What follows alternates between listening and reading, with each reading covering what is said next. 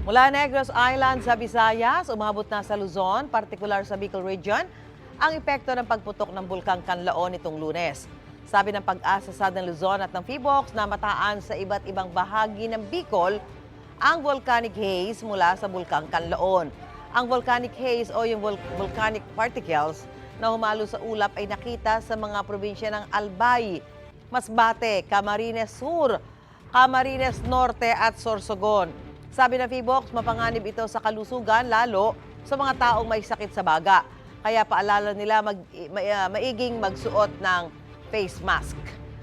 Sa bayan naman ng La Castellana sa Negros Occidental, patuloy ang paglilinis sa lahar na umagos mula sa Bulkang Kanlaon.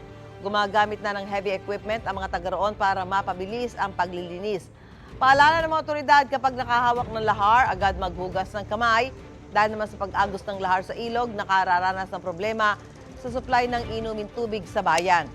Sa La Carlota City, inabisuhan na rin ng mga residente na mag-ipon ng tubig lalo na't baka magkaroon muli ng lahar flow kapag nagpatuloy ang pag-uulan.